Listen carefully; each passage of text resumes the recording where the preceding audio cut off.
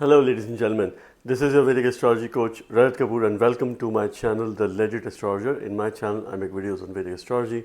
I talk about transits. Today I'm going to talk about the most positive transit of the year 2025, which is Jupiter's transit in Cancer. So the ending of the year is happening on a much positive note. Jupiter, Devaguru Brihaspati, he is the Jiva. He has been associated to all the living beings. And of course, the welfare of individuals, the welfare of human beings, animals, and everyone, Jupiter plays a very important role. If Jupiter is under affliction, if it suffers, if there is a malefic influence, we do see large scale events happening around the world. But for a brief period now, we are entering into the phase of optimism because Jupiter signifies optimism.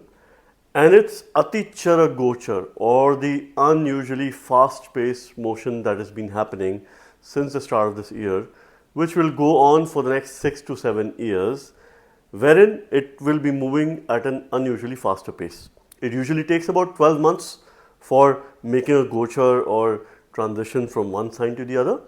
Now it is doing much faster. However, overall, it is going to spend that kind of time, but instead of 8 to 9 months, moving from one sign to the other and then going retrograde, it is doing that in 5 months. So its pace is quite unusual.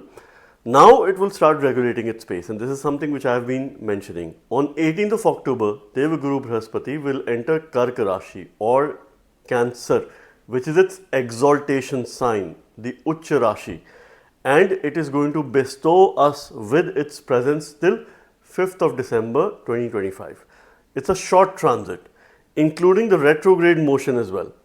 So some important dates for you. 18th of October, Jupiter enters Cancer. On 11th of November, it starts its retrograde motion, which means it will go Vakri.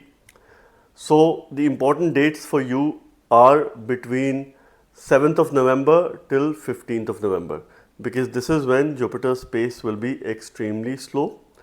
It will prepare to go stationary before it starts its retrograde motion. It is going to be extremely powerful. So any events related to, any new beginnings related to all matters associated to Jupiter, which is knowledge, learning, wisdom, financial matters, investments, matters related to your family, because Jupiter is the significator of the natural second house, matters related to children or your future. He is also the significator of the fifth house.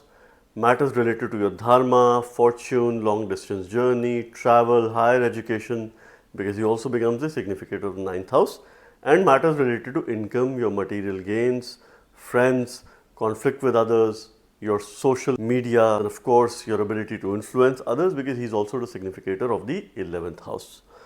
So all of that you will have the power to manifest. He is the natural Karaka for wealth. The real wealth of Jupiter is seen from knowledge and wisdom. And of course, we do talk about financial growth, financial wealth as well. So between 7th of November till 15th of November, it's an extremely important time for manifestation. And then on 5th of December, Jupiter will re-enter the sign of Gemini while in its retrograde motion. And thereafter, we will only see Jupiter entering Cancer next year in June.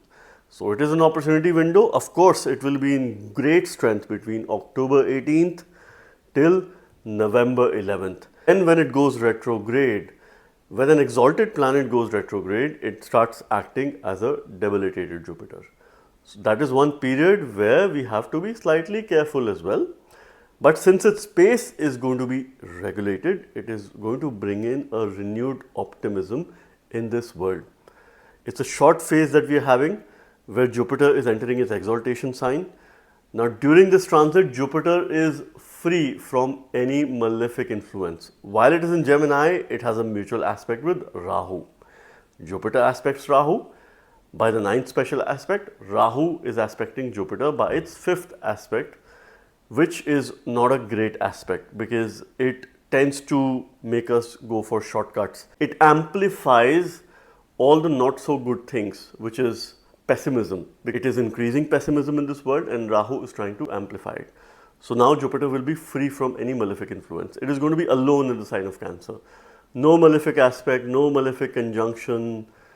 It will be aspecting Saturn, a retrograde Saturn, by the ninth special aspect, which is great news because Jupiter and Saturn will share a trinal relationship with each other, all right, which is good for financial matters. More so, any delays that we are seeing with regards to Saturn related things or karmic repercussions, our wisdom is going to work very well. Because see, towards the end of the day, Jupiter and Saturn rule the natural 9th house, 10th house, 11th and the 12th house of the zodiac belt, Sagittarius, Capricorn, Aquarius and Pisces, which are the highest dharma, artha, kama and moksha houses. So they rule these four purusharthas, the ayanas, which are the pillars of life. And Jupiter has an extremely beneficial ninth aspect on Saturn, which is the aspect of applying your knowledge.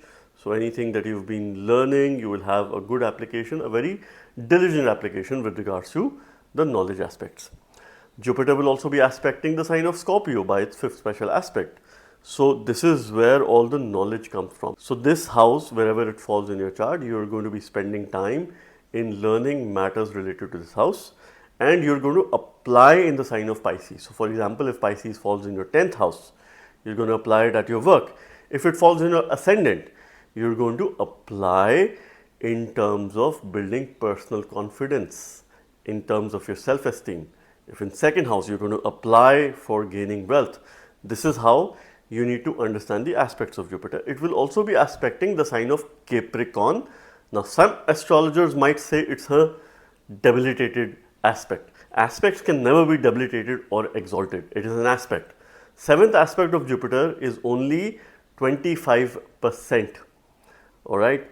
It is not the most significant aspect because Jupiter has low desires. It has highest knowledge. It has an average protection, right? It has good growth, which is the third and the 10th aspect. That is stronger than the seventh aspect, right? And it has average desire. So it does not have so much of desire, but it has full knowledge. So the fifth aspect and ninth aspect is absolutely 100% very strong. So of course, if you have planets in these houses, the sign of Cancer, Scorpio, Capricorn, Pisces, and if you're going through Dasha Antardasha of Jupiter, Moon, Mars, Saturn, and any of the planets placed in these signs, you're going to have an impact of this transit. Most of us are going to have a very positive impact between October through December, and it is going to stretch till February. Jupiter's upcoming transit, a short transit in the sign of Cancer, which will be more like a trailer for us of possibilities of what can happen between mid 2026 to mid 2027. I hope and believe Jupiter's transit in its exaltation sign of Cancer brings a renewed sense of optimism in this world and in our lives, helps us focus a lot on mindfulness, and also increases our spiritual sadhana. Stay tuned for more such videos on my channel. Thank you very much. God bless you all.